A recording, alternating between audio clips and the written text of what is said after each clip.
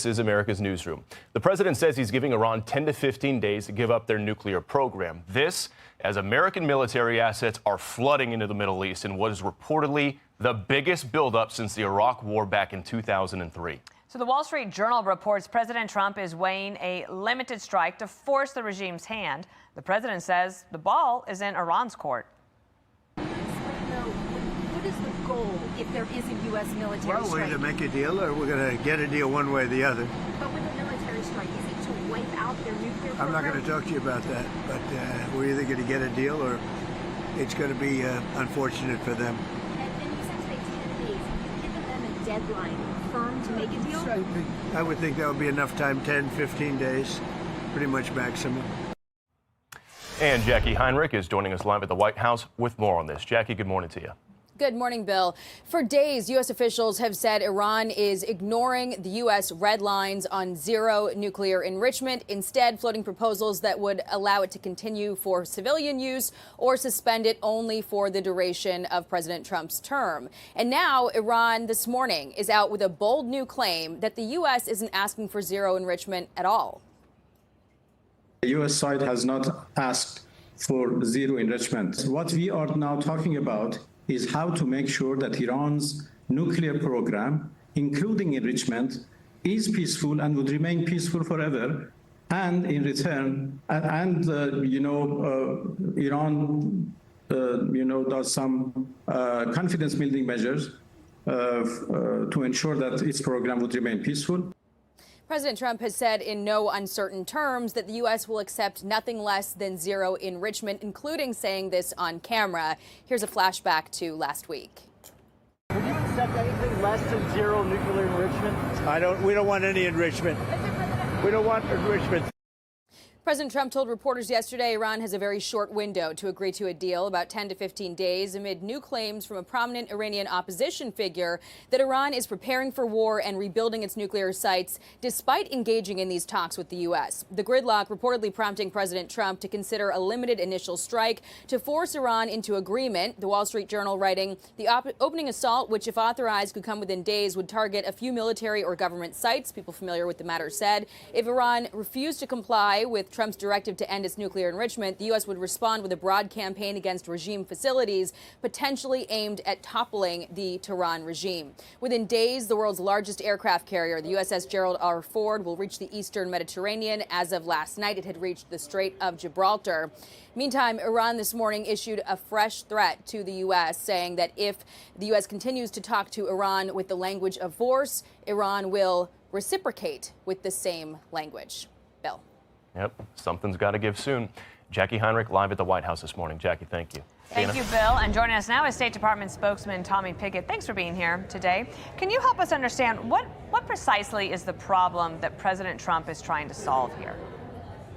Well, look, it's been clear from the beginning of this administration that Iran's the destabilizing actions of the regime there must end. And we've been very clear about what those destabilizing actions are. We've had a maximum pressure policy from the beginning of this administration that was bent on denying the Iranian regime the revenue they need to do things such as fund their nuclear weapons program, such as fund terrorist proxies across the region, such as fund their ballistic missile program.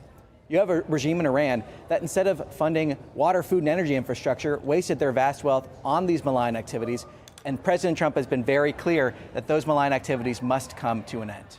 The foreign minister was on Morning Joe. I think you might have seen that just now in Jackie's piece. He had one other thing to say about the military buildup.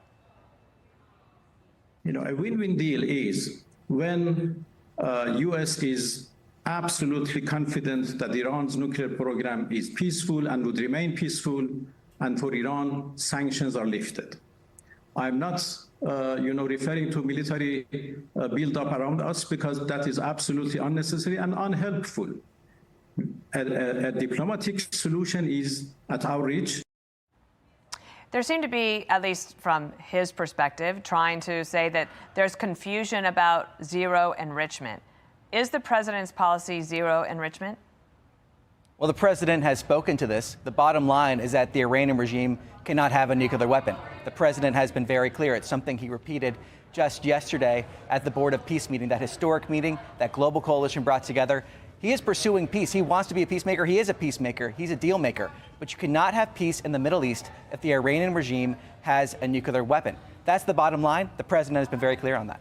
Okay, here's the map of the military assets that are now in the region. So the president building up some firepower in the region if he needs it, right? So he's saying he has flexibility. When he says 10 to 15 days, does he mean from today? Well, that's up to the president. The president is going to make that ultimate decision. I'm not going to preview what he might say, but I think it's important to say that the president means what he says. The last time the Iranian regime refused to make a deal, we saw Operation Midnight Hammer. So if anyone doubts that the president means what he says, they just need to look at history to see that he does. And do you feel that the military might gives diplomacy more of a push? Well, fundamentally, President Trump believes in peace through strength. When it comes to our force posture in the region, Secretary Rubio has described that our force posture reflects the interests we have in the region, reflects the fact that there are U.S. troops in the region, reflects the fact that there are allies in the region. But fundamentally, President Trump has built the most powerful military in the history of the world, but believes in peace through strength. We see it around the world when it comes to solving conflicts and pursuing our national interests. One last question. When the protesters so bravely went out and said, we've had enough, and the president said help is on the way, is that help included in this planning, whatever the 10 to 15 days is, in this diplomacy? Does something happen for those people who are desperately seeking change and more freedom in this plan? Well, a few weeks ago, we saw President Trump stop the execution of hundreds of protesters. We've seen action from the State Department's perspective about leveling pressure against those officials or individuals that were involved in the brutal suppression of those protesters. We've seen those actions being taken here from this administration already. This is something the president has been monitoring incredibly closely. He's been very clear with the regime. It's something he continues to monitor among all of these different issues that we've already been discussing here.